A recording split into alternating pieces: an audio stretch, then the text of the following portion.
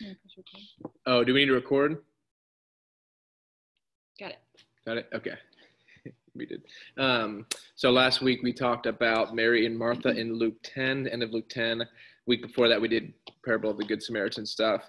And then last week we did Mary and Martha, talked about kind of the stuff going on there and there's a few interesting technical expressions in that are, in my opinion, kind of necessary to understand in order to understand what's going on in that story, as well as tonight. Tonight, there's less expressions to understand, but more cultural norms to understand, as is always the case, in my opinion. But one was that I love that she welcomed him into her house, which is what kind of from here, or not here, but from Luke 10 on, what keeps happening is an emphasis on the hospitality provided to you by God through others, which even tonight in the Lord's Prayer, that will be one, because he's going to tell a story about a man who, went to is trying to be hospitable to someone, but they weren't able to because they ran out of bread. So he goes to his friend. And that continues to happen kind of just on and on for the next few chapters. And then again with Mary and Martha, she invites Jesus and his disciples into her home. And what had happened is basically Martha was distracted with much serving, it says, in preparations for providing for Jesus and his disciples, which is, I talked about the challenges I had just intellectually with that passage, because that was like the greatest honor you could have in that day, was to host a rabbi and his disciples in your home. Like there was no, and then that's kind of, again, the point of the passage though, is that she's distracted with that instead of being in that space with Jesus and his disciples. And it says she sat at the Lord's feet and listened to his teaching. And that's a very technical expression. To sit at the feet of a rabbi is to listen and to listen to his teaching and to take his yoke upon you. A rabbi's yoke is their set of interpretations of Torah. I'll let you do the work there then on my yoke is easy, my burden is light. It's not necessarily about, following Jesus is fun and easy. It's about his interpretation is easy and simple and is life-giving. It's not, there's a whole lot more there, but that's what a rabbi's yoke was. To be under their yoke was to sit at their feet and learn under their authority. She's almost numbered among the disciples, which is an interesting thing. And later on, I think Greg even asked me this a few times and kind of just going back and forth on, because this is a bully text I talked about. People will abuse Mary and Martha to make it say something it didn't, or they will try to make it not say something that it is saying, because at the very least, she's breaking every cultural norm for a woman's space in her day in regards to where the rabbi was positioned, or where men just in general were at, and that there was no known example ever of a female disciple of a rabbi. Of course, later there is, after the destruction of the temple much later on. So people will try to make it not say when it very clearly is saying she is at the feet of a rabbi, and that is a place exclusively for men at that time. And Jesus invites her into that space, Mary, and then kind of chastises Martha for not welcoming herself into that space. But the same thing with what I was talking about with Greg is that I think it's, who is it that says Rabboni, Mary? I think later she says Rabboni, which means my rabbi, which is it's not just you're a rabbi, saying my rabbi, as if to say she is a disciple of my rabbi. That would have been kind of unheard of, I think, for a woman to do that in Jesus' time. And Jesus doesn't say, no, you're not my disciple, but he doesn't say that. He accepts the praise from her. But anyway, she's at Jesus' feet, which means she's among the other, disciples. She's among the males there, which I love, that just whole cultural instance of her breaking that cultural norm. And he tells Martha to not be anxious and troubled about many things. One thing is necessary. Mary has chosen the good portion, which I discussed. The phrase good portion is referring to, in my observations, is referring to Torah study. It's referring to God's word. The portion that God gives us each day is studying his word. So she's chosen a good portion, which is to sit at Jesus' feet and learn him teach and interpret Torah. Because remember, you don't have a leather-bound ESV Bible in your home at this time. It's if you want to hear the Torah taught or the scriptures taught outside of synagogue, it has to be from a rabbi. That's why rabbis traveled around all the time, because they had what we call the Old Testament memorized, and they went around teaching their interpretations to others and stuff like that. And so if you want to hear it, you go and you get in a group and hear the rabbi teach, if you're a male. But it's, Jesus invites women to that space. So she chooses a good portion in that, and that portion won't be taken away from her. And that's about it for last week. We talked a little bit more about just we discussed stuff like that. But that's about it from last week. Now we're in the Lord's Prayer, which is kind of, it seems almost broken in me, and I get a lot of confusion in my own mind with the next few, kind of the whole travelogue until Jerusalem. It is really trying to piece back together a bunch of splintered pieces of kind of teachings, which we'll go to tonight. There's probably not one that's more evident in the Lord's Prayer. Why is it so kind of almost fragmented to where Matthew adds some, Luke leaves some away, words are changed, ordering's changed. I think a part of it has been moved elsewhere by Luke to make a different point, but so from here on, it's kind of like almost, sometimes you can probably make a connection somehow between the stories from here on out, but sometimes it does seem like broken apart, fragmented teachings, which is kind of Luke's point, to make Jesus look like Moses in Deuteronomy, which is a travel section, a bunch of teaching, a travel section, a bunch of teaching in Deuteronomy. So anyway, that's all I got from a review of last week. Great, thanks. Well, I want to make sure that we pause, and if anybody has any questions or observations as you work through the study guide from last week, and or any of the material that we shared last week, if anyone has a question or an observation, we would love for you to share that before we move on. Luke 11, Jason.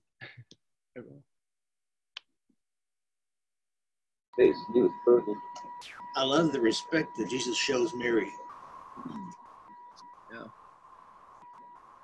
And I don't know how culturally inappropriate, it seems to be mixed review of at this time how culturally inappropriate it would have been for them to address each other directly.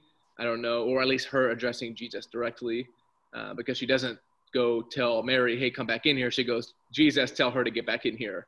So I don't know how, and he doesn't give her the, and women, and I talked a little bit about women weren't treated as bad as we make them out to be at this time. We kind of act like they were under Sharia law in a sense, where it was just, you can't even look a man in the eyes. And it was not that extreme, but it was just a patriarchal society. But yeah, he does treat her with great dignity and respect, I think.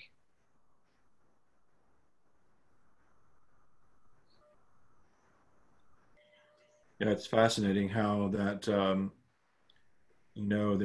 there's still holdover even today, and we'll get into this here in just a little bit when we talk more about the Lord's Prayer. But it's intriguing that in certain Jewish circles even today, when the Amidah is prayed, and we'll explain what that means here in just a bit.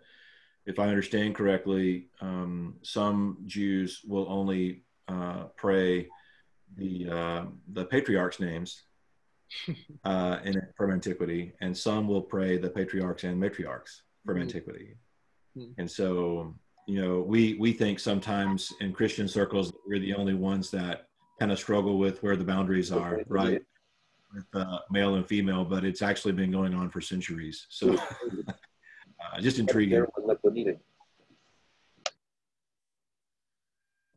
All right, anybody else have any thoughts or questions before we move on? Okay, we're going to go ahead and start in Luke chapter 11. And if you have a handout with you, great. You can just kind of use that to follow along and keep up with some progress. I want to change things up just a little bit tonight and not read the entire section. What I would like to do is just read a verse or maybe two, depending on kind of where the flow starts and stops. And then I just want to make a couple of observations and give Tyler and Jaina, anybody else, an opportunity to chime in that would like to. One of the things, if we go all the way back to Luke chapter 1, that Luke said in the very beginning, he was writing an orderly account. And so just literally in the very opening prologue of the book, he lets his readers know that I'm putting this together in a way, and I think to let people know about these central themes, particularly related to kingdom and reversal and honor shame, and we've talked about all of this.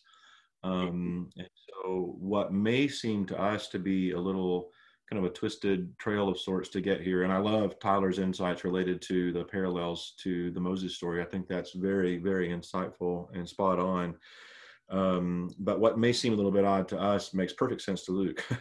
And so there are some ties to the preceding material. So what Mary models is actually reflected here, I think, in what we see in 11 as a mark of true discipleship.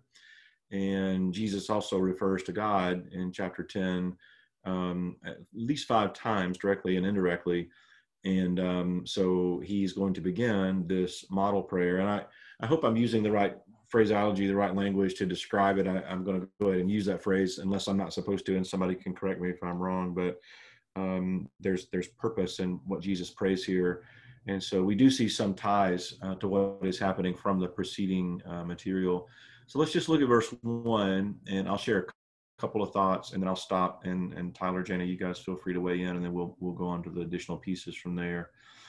So one day when Jesus was praying in a certain place, when he finished, one of his disciples asked him, "Lord, teach us to pray, just as John taught his disciples." And so I think this would have been a fairly common request from rabbinic students.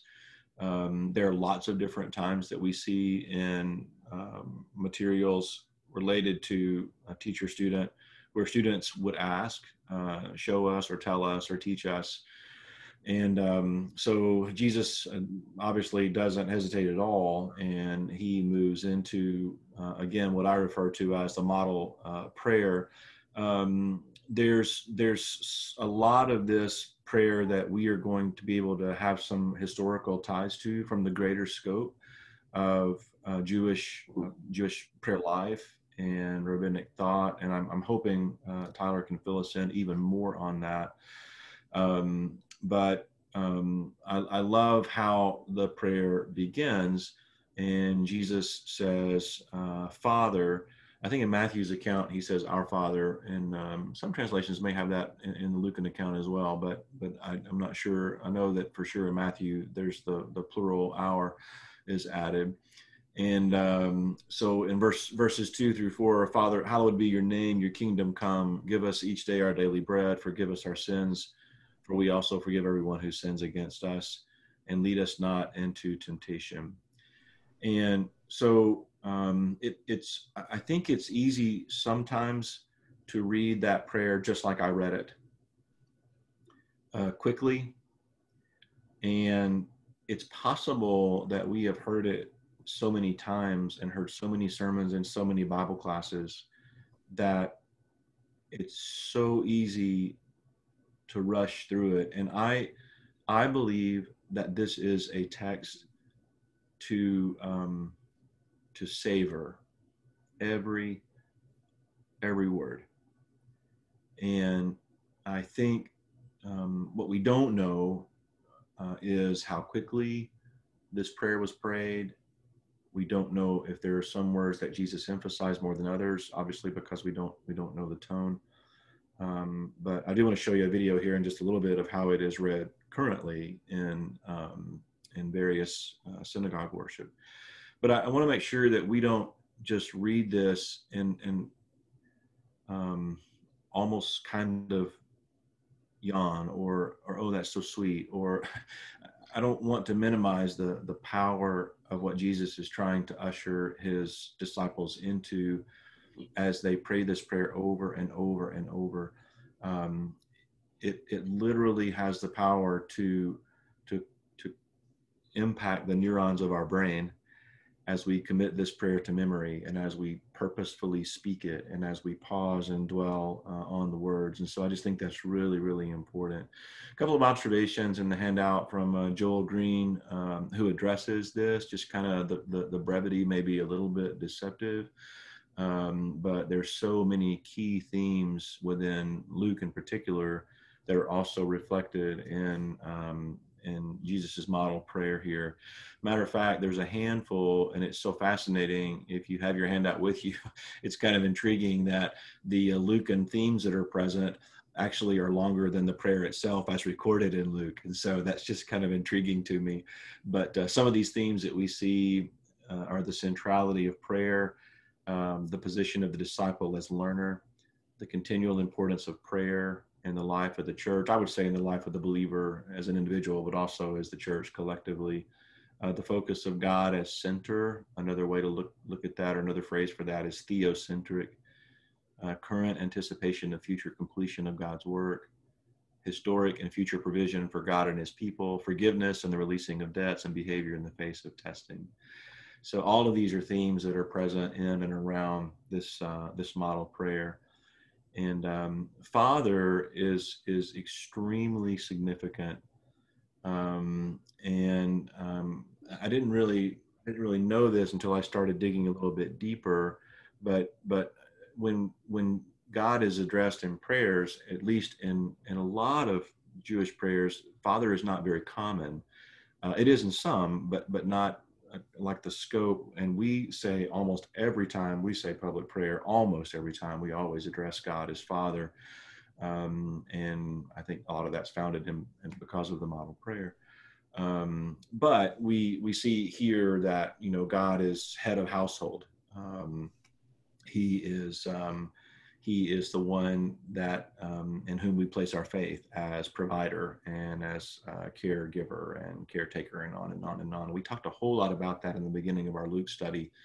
And Tyler, you and Jaina may want to say some more about that. So I want to stop there, and before I go any further, and see if you guys want to chime in, and then we'll take a little time here to talk about this next phrase, hallowed be your name. So guys, anything you want to add at this point? Talking about us? Yeah, or anybody. Oh, okay. Go ahead if that's some thoughts you want to add for sure. But anybody else that wants to weigh in, feel free to do that. Until Father. Up until Father. Is that what you're saying? Yes. Okay. Please.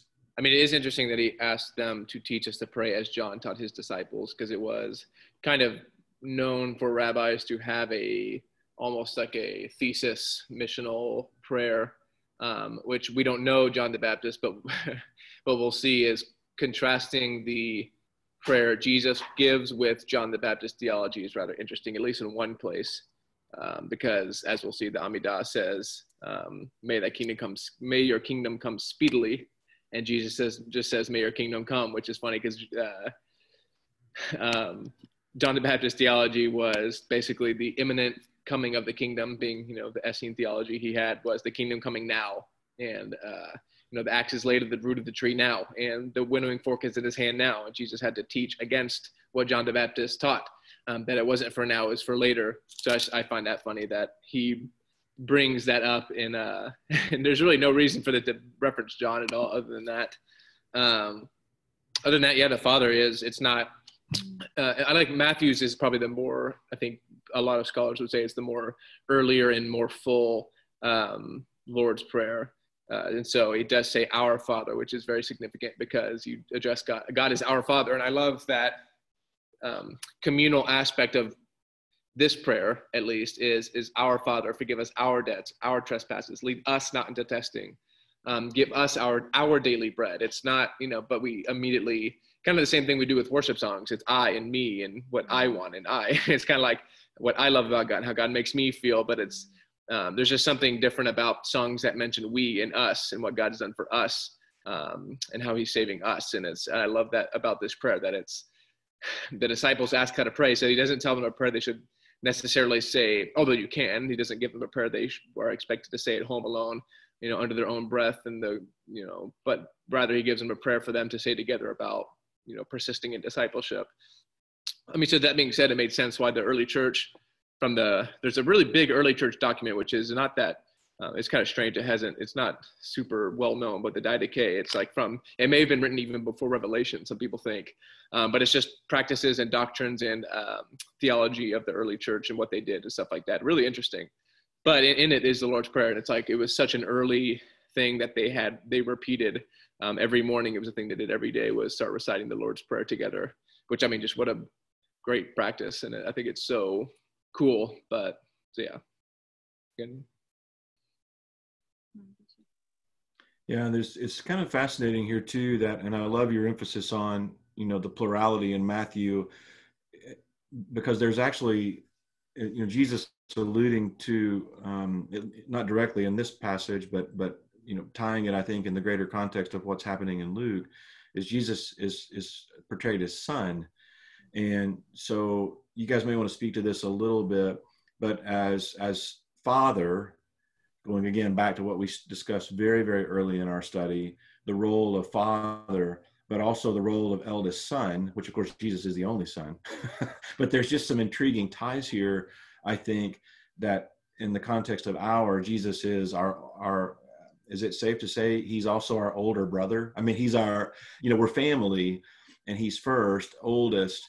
And so there, I don't know, there just seems to me to be with this our father, it's just a very, very powerful phrase. It's just so easy to, I don't know, it just seems like it's easy to overlook it. Maybe I'm overthinking it, but yeah, I mean, know, it's like the father part. I didn't mention that. It's earlier we did, but it's especially when Jesus is baptized, he comes out of the water and God speaks from the heaven and says, "This is my son." And then later Jesus says, "My father," when he's alone talking about himself. He doesn't tell the disciples to say your father or my father. He says our father. But when he's talking about himself, he says, "Did you know I'd be in my father's house?" when he's in the temple in Luke 2, which is from Psalm 2, because Israel was God's firstborn son. But there was a prophecy, and well, not prophecy necessarily, but Psalm 2 taught about a son of God that was clearly not Israel, but it was a son that God would give all nations an authority to. And so when God says, "This is my son," he's speaking out of that Psalm 2 that the Messiah is his son in a different way. And it's his begotten, or my begotten son.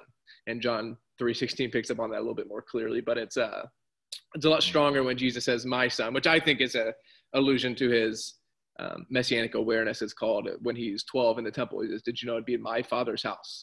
He knows that he's the one from Psalm 2 potentially already. But it is a lot stronger to say "my father." Another thing is they prayed out loud. It was very kind of unusual to pray either quietly. It was not too common to pray quietly, unless one rabbi said, unless you're in a dangerous place where there's immediate threat, you would pray a shorter summarized prayer and pray it quietly. But they would stand. It's also, I forgot kind of how lost on this stuff can get on us. But they pray they look up to heaven. They don't bow their head. They actually look the other way. They look to God when they pray. But they look up to the heavens and they pray out loud. And so I think that they say, "Teach us to pray." The thing is, they know how to pray. They've been in synagogue for year after year after year, and they were raised in an Orthodox Jewish community in Galilee. They know how to pray. But Jesus must have been praying in such a different way that they verbally heard him pray. It says, "Please teach us to pray like you pray." That is different than the way we know how to pray. Because they knew how to pray, but there must have been something remarkably different about the way Jesus prayed that they wanted to almost relearn from the beginning how to pray again. Which I'm sure we all have someone in our life that makes us feel that way. You're like, you just want to be with them and like, will you teach me how to pray? When I hear you pray, I feel like I've never prayed before in my life. But so I think that's significant that they hear him pray, and then also that he went off on his own to pray. There was a mountain in Galilee called Arbel, and it was nicknamed the Rabbi's Praying Mountain. Mm-hmm. Likely where Jesus went to choose, before choosing his disciples as well. It was a known place where rabbis would go to choose. It overlooks Galilee, and they would go and pray about their disciples who they would let follow them. So it could have been there. I don't know. That's just speculation, but. Well, certain elements that, going back to the request to teach us to pray as John taught his disciples to pray, do you think, and this is a little bit of conjecture, I guess, but do you think in some ways they would have been a little bit surprised when Jesus actually told them how to pray? Because my hunch is he would have said some of the same things that John was saying already, because these are part of the Lord's Prayer was already in existence, right? Some of the phraseology. So I may not be making any sense with my question, but no. Yeah, we can move on to that, the Amidah and stuff. Surely. Yeah, it's like, and that's what my thing about this was I don't think the punch of this teaching, which is maybe, get me, just make people distrust me, but I don't think the punch of this is necessarily the Lord's Prayer part, although that is new to us and very groundbreaking to us. The punch of it's not that. I think the punch of it's the teaching that comes after, because they ask him to teach them how to pray, and he tells them a very basic summarized version of the Amidah prayer from Jewish synagogue services, to the point where I think they would have recited the Amidah together, I think. And then this is just a summarized version of that, because if Luke were to put the whole Amidah, it would take up 3 or 4 pages of it. It's just not feasible. And so he puts a summarized version of it, which is funny because as I said, you stand and pray this in synagogue on Sabbath. And it's funny that this same story is in Matthew, and I think Matthew's kind of a fuller text before this section. And he says, "And when you pray, do not stand in the synagogues like the hypocrites do, so that people will hear you and pray." And so then they recite Amidah together, trying to show them how you ought to pray. You stand and you pray, but you don't do it for the sake of others seeing you. And in Matthew 6, he teaches them how to not pray like the hypocrites, which were a subsect of some of the Pharisees that the Pharisees themselves did not like. But we'll get to that in later weeks. But then he teaches them how not to pray like Gentiles, which is, we talked about that in the Gerasene demoniac section, where they would try to say the God's name over and over until they said it right or enough times to kind of influence some power over the God, which is why Jesus comes over and they say, I know who you are, Jesus, Son of the Most High. And then Jesus asks what their name is. It's almost a battle of who knows whose name. But anyway, so he teaches them in Matthew 6, how not to pray like the hypocrites who stand in the synagogues, which is exactly where you pray the Amidah prayer, and then teach them how not to pray like the Gentiles, and then goes into the Lord's Prayer. So I think it is a summarized version of the Amidah prayer, which is super long. It's a beautiful prayer. I wish we would say parts of it in our church services. I mean, I would think, honestly, there would be something very powerful about saying and reciting that. There's actually a part of it that like you would say and would be read, and then the congregation would respond, amen, or let it be so, or glory be to God, or something like that. Back and forth between someone, probably the chazan, and someone like that reciting it, and then a back and forth between the congregation responding, something like that. But either way, I think he gives a summarized version of that. And so I don't think the power of this teaching is in that, although it is very powerful, and there's interesting stuff in what he means by kingdom and how the name and stuff they would have already known that we need to learn just because they had a 2,000-year head start. But the power in it, I think, is after, when he teaches them, he immediately starts going into a parable about what I would say what God is like, which I think I saw a quote by a Jewish theologian named Abraham Heschel, and he says that the biggest obstacle to prayer is God himself, meaning contemplating and understanding the character and nature of God and what he's like is our biggest obstacle to praying. Because I think that's so true, because one way to deal with it is to be super flippant about prayer, to say, just talk to God like you talk to your bro, just like, hey, what's up, God? And I don't think that is a good way to pray, is talk to God like he's not, the all-powerful creator of the universe. But also he wants you to talk to him like a father, which is a great balance of respect and reverence, but relationship and love is the great father imagery there. So I think the punch of it is, he teaches them what God is like. So it's just funny because they ask how to pray, and he gives them a very basic prayer they already knew and had memorized, but then he teaches them instead what God is like. So it's not so much as the liturgy and what you recite and what you repeat over and over, but it's, do you understand who you're praying to, is how you need to know how to pray. And then that we get into those parables at the end there. But all great insight. Thank you, Tyler. Again, I think spot on. So great thoughts. Let me try to share my screen and showcase one video that actually walks through sharing. And my screen is doing some really weird things, so we're going to try this. Let me know if you can hear the sound, please. I'm going to say this prayer only mentioning the biblical patriarchs, but there are many who also include the biblical matriarchs in their prayer. There are certain physical motions that are often made during this prayer. So, for example, the prayer begins with Baruch Atah Adonai, and it is traditional to bend one's knees at Baruch and then bow at Atah, and then rise at mention of God's name. That is done twice, and I will indicate that as we go. Baruch Atah Adonai, Eloheinu, Elohei Avoteinu, Elohei Abraham, Elohei Yitzchak, Elohei Yaakov, Ha'el Hagadol, Hagibor V'Hanora, El Elyon. Okay, so one of the things that you may be fascinated by as you saw that video is you actually may know more Hebrew than you think you do. There's quite a bit of words there that are familiar from that text. So anyway, I think it is beautiful, and Tyler, I'm with you. I wish we would have some version of this at various times during our worship assemblies. Okay, if you guys want to move forward a little bit more, that would be great. I'm going to try to stop sharing my screen if I can figure out how to do it. So there we go. You want to go? You want us to move on?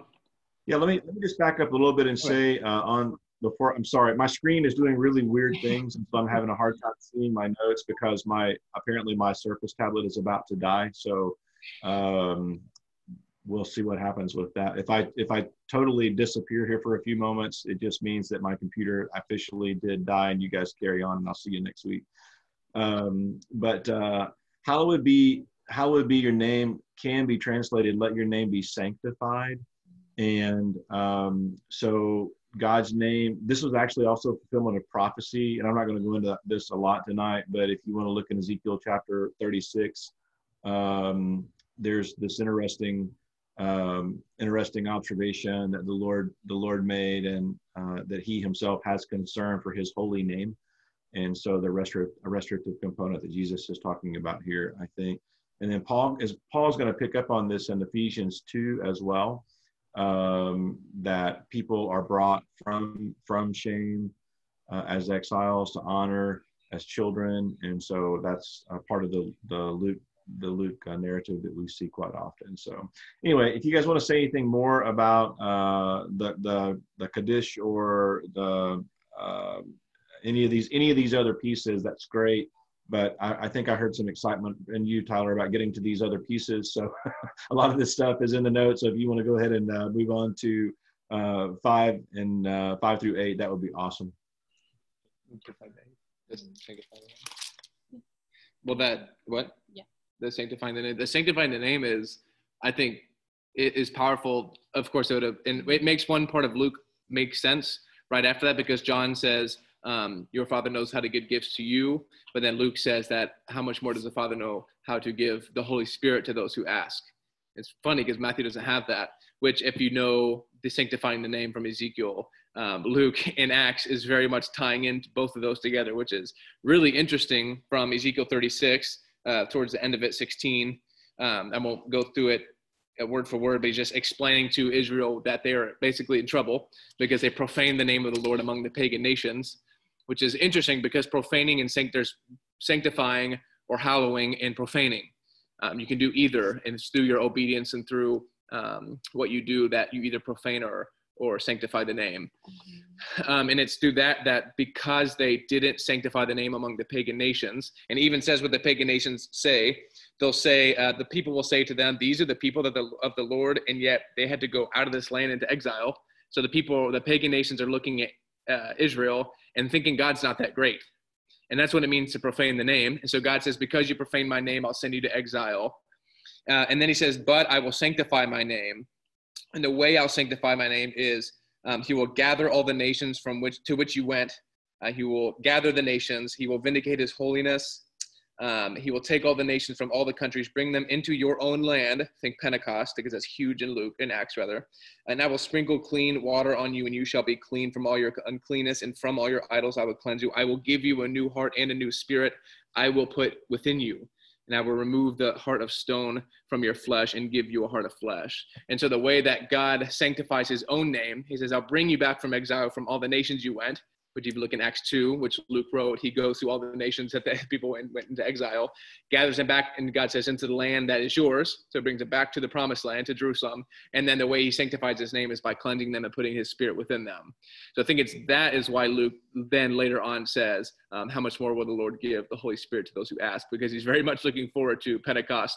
And so I just love that imagery, though, of sanctifying and hallowing, I guess you could say, or sanctifying and profaning God's name, because it's in that sense that it does matter if you use the Lord's name in vain, like we say, should you throw God's name in just a sentence so flippantly? Because how does that make God look, to other people, that his name is something so flippant you could just throw in a sentence when you stub your toe or something like that? It's like he's just so. And so I love the Jewish practice of you don't say God's name. You say the Lord, you literally say Hashem, which is the name. Shem is name, and Ha is just you call God the name. because you don't say his name. His name is so holy, you don't even say it. You don't put the vowel, you don't, so I love that practice of making God's name so holy. The point of it though is not that you would change what you say, but that you would change how others see God. What do they think of God? Do they think that God is great? What do they think of the Lord that we claim to know so well and that is so great by what we do? Yeah, that's all I got on that part.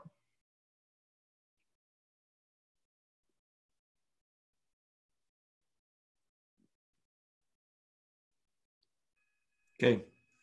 Anybody have any questions or observations before we transition to this next section?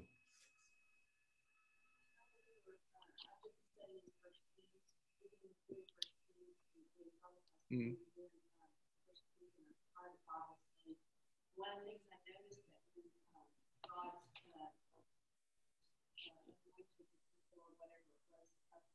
Mm. He chose Jerusalem with his name. Mm. And he said that as long that it would always be set apart and all that stuff and blessed him unless Solomon decided to go the other way, and which he did, because he said that if that happens, you will proclaim my name. Mm.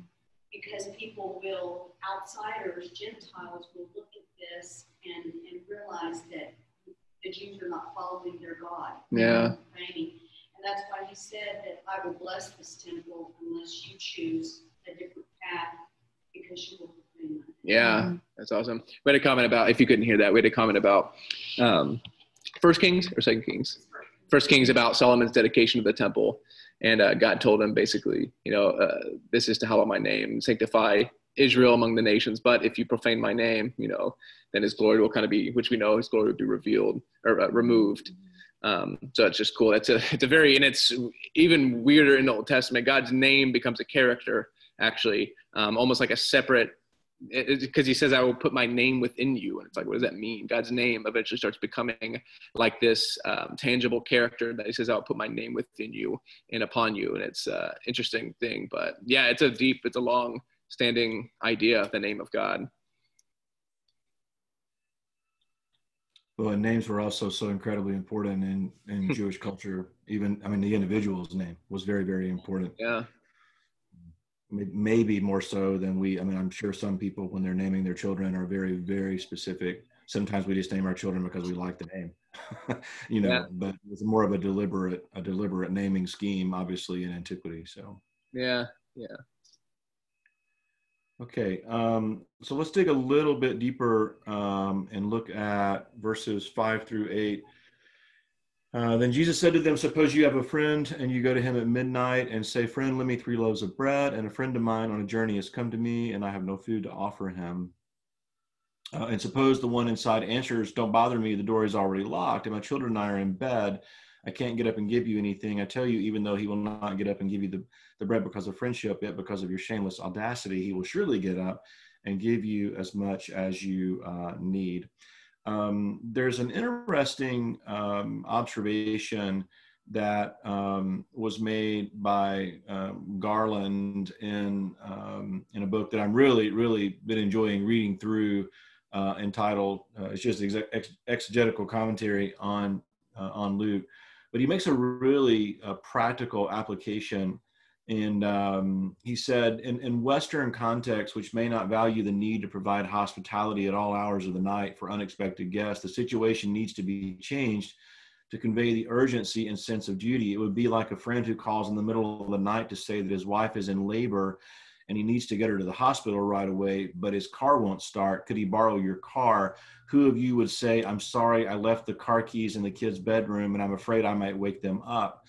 No one but the worst cad would come up with such a weak excuse to be put off his friend and leave his friend in a lurch during such an emergency. The neighbor does need to raise a ruckus and keep ringing the doorbell, and they do not even need to be friends for one to feel the obligation to respond and offer help.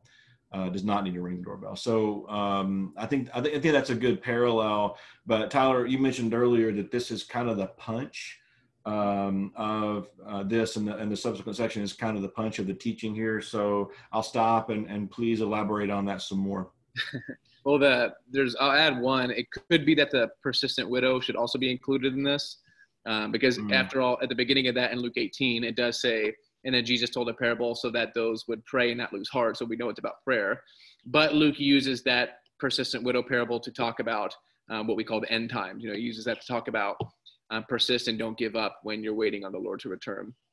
But it's kind of the same idea of that, and then the father giving gifts, and then this section talking about the friend who's visiting a friend asking for bread.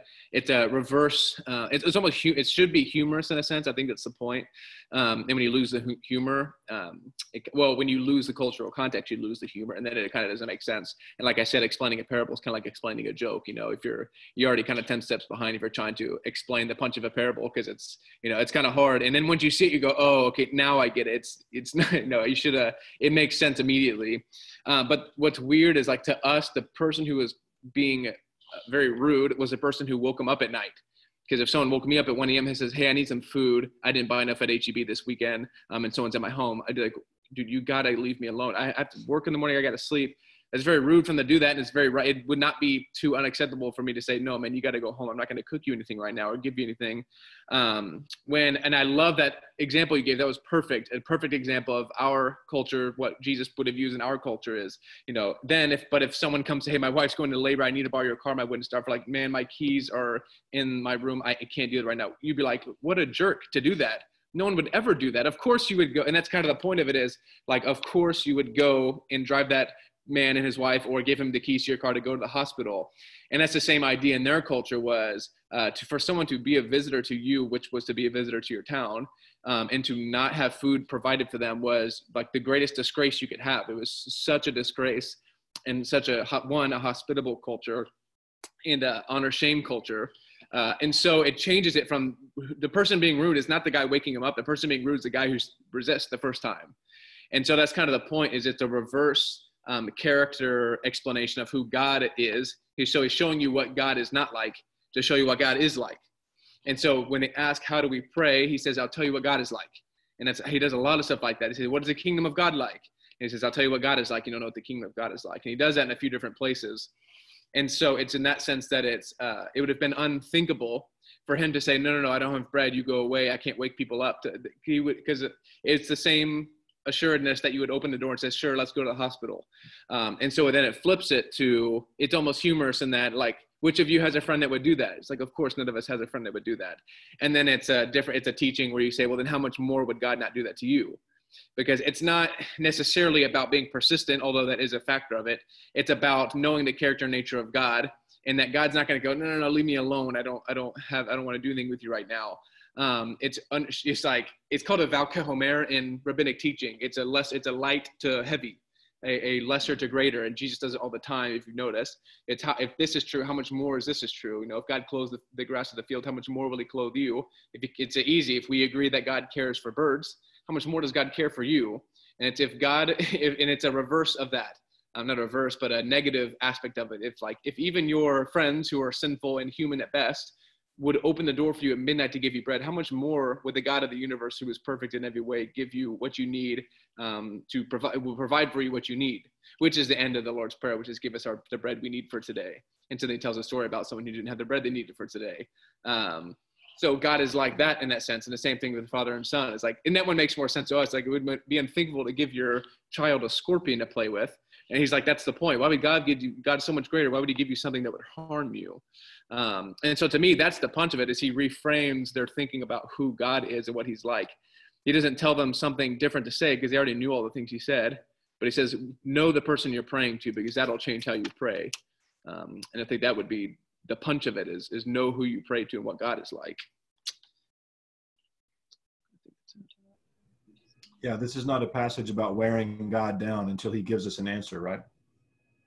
Well, yeah, and the persistent widow would be more that, when he's literally the judge. Because that's the same thing, is what judge is there that doesn't want to deliver justice for a widow? That's the whole point, is that's no one would, there's no judge like that. He would have never got to that place if he was an unjust, unruly man. But Jesus tells a funny story about a judge who wants nothing to do with justice and doesn't, want to deliver the widows from their oppression. And so this widow's pestering him until he executes justice for her. And so he's saying, if there's not a judge like that on the earth, how much more, and I think Luke's use is how much more is the judge of the nations going to deliver you from these dark times in which, the end times are coming. And that's in the end of Luke's discourse on, end time stuff, or however we'll get there. But so Luke takes that, I think, and it plugs it in there to use the same point of what God is really like. And he's not like an unjust judge, because as corrupt as a judge is here, or as good as a judge is here, God is so much better of a judge of both us personally, but also of the nations. And he will come through and take care of us. And it is also, there is, I think, a sense of being persistent. And that is a powerful word. I think it comes from the word chutzpah, which that is still a word around, but it means something a little different. It's almost rude now. It's like being just unnecessarily rude. It's like cutting people in line and that's not really what the original meaning of it was. I like the persistence, or the shamelessness, and the boldness makes sense.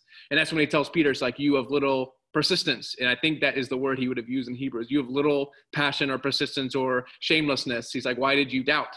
He's like, you should have been faithful and persistent in this. And that is, I think, Jesus' idea of faith, in a sense, is if you can divide saving faith from continuing walking in faith, it would be, saving faith is more allegiance and loyalty, giving your allegiance and loyalty and commitment to God. But the continuing to walk in faith is that faithful persistence you need every day to be a disciple, which is what this prayer is about, which is, in their mind, is they're living a hard life of not knowing what you might eat that day, because they were called to leave everything behind and trust that God would provide for them in the cities that they went to. And so they're praying for the bread for that day, which is something so lost on us that we would have to pray that God would let us eat today. We're trying to do the opposite, that God would, give us the strength to not be gluttons. But it's, for them, they were literally praying for God to give them the bread that day. And so when it seems like God has failed them, he has to remind them of God's character. No, remember that when it feels like you're not going to be fed that day, or God didn't provide, remember what God's character is like when you pray. And when this is the prayer you should pray, is give us our daily bread, and then be persistent in that prayer, and trusting in God's character and what he's like.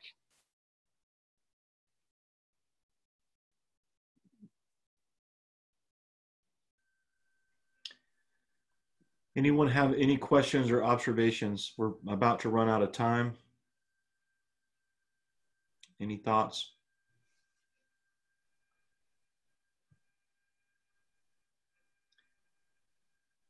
If you're collecting an idea or a thought there that you'd like to express, let me read verses 9 and 10. So I say to you, ask and it will be given to you. Seek and you will find. Knock and the door will be open to you. For everyone who asks receives, the one who seeks finds, and to the one who knocks, the door will be open. And so I can't read this passage without thinking about Revelation 3:20. Jesus, when he later says, I stand at the door and I knock. And so just very, very intriguing, the imagery, I think. So Tyler, welcome any thoughts you have on that as we wrap up tonight. I think this will be the last thing we'll have time for this evening. If anybody has any questions, we can certainly look at that. Yeah, and it's hard because it's the first thing that comes to our head, I think, is the circumstances in which stuff, like the exceptions, is what comes to our head first. Is the unanswered prayers, if there is such a thing as an unanswered prayer. Because I feel like no is an answer, or wait is an answer, but I'm not sure if there is an unanswered prayer. But it's hard. It's a lot different, I think, than we kind of think. It's kind of like, God will never allow anything harmful to come to you if you just persist in prayer, and that's obviously not true. At least Paul didn't think so, because he was, had his head cut off. And so it's not that nothing bad will ever happen to you. I think this is a prayer focused on the life of discipleship, because it's about asking God for daily bread. And I mean, it is, I didn't want to kind of make it a negligible thing that it's just a repeated prayer they knew. I mean, it is a powerful thing to say, may your name be hallowed and your kingdom come, which is something we've been, harping on over and over, is the idea of the kingdom coming now. It's not, may your kingdom come doesn't mean may you come back soon, although that is, I hope you pray that Jesus will come back soon. The point wasn't may you come back soon. The point was may your kingdom come as your will is done, which means may your kingdom come as me, as I do your will, and as we do your will, and as we do your will, please provide for us as we do your will. So it's more in the sense of, and it's a little bit more clear on this section on anxiety, which I think would be closely related, at least in Matthew's, which is about, if you seek the kingdom, these things will be added to you. If you seek the kingdom, they will be provided for you. And something I try to teach people is God's not going to fund your own kingdom. He's not going to fund your rebellion. Maybe not even rebellion. He's not going to fund your escapades to build and bring your own kingdom here, because, you know, if you're trying to build a business or a name for yourself and you're asking God to help you do that, I would not be surprised if he doesn't provide that for you, because you're not seeking the kingdom.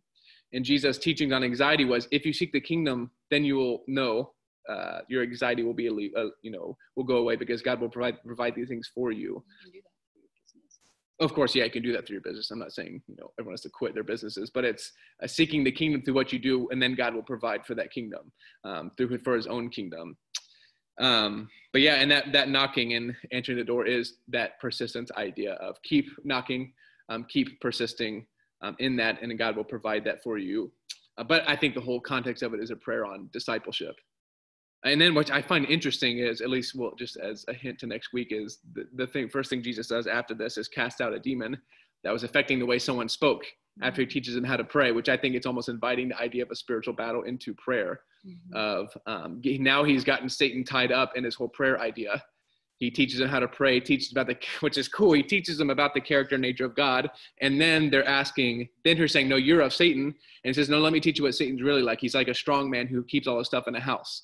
And so he teaches you what God is like, and he teaches you what Satan's like. And in the middle, he ties up a demon so that he can almost essentially free up your tongue to pray. And then he shows you how he's freed you to take the kingdom back. So it's really interesting. He's invited, I think, a spiritual warfare dimension of prayer in the next passage. But I think that's it right now. Okay, we'll take off from there next week and see what else we can get into as we go from there. Really appreciate everyone tuning in tonight. Thank you for bearing with me. I wish you could see my screen. It is literally like watching waves do this. I'm going to have to go get my eyes examined after we're finished tonight. But anyway, thanks for your patience.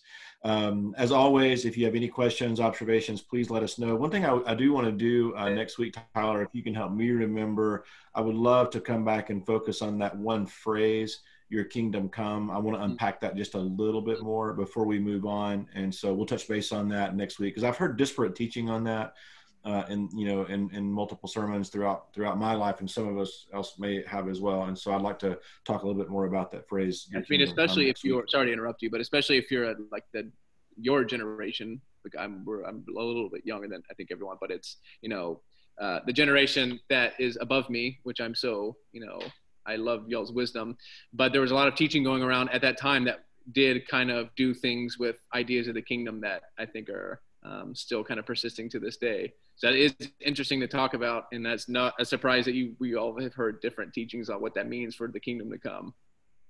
Yeah, so tune in next week to find out more, okay?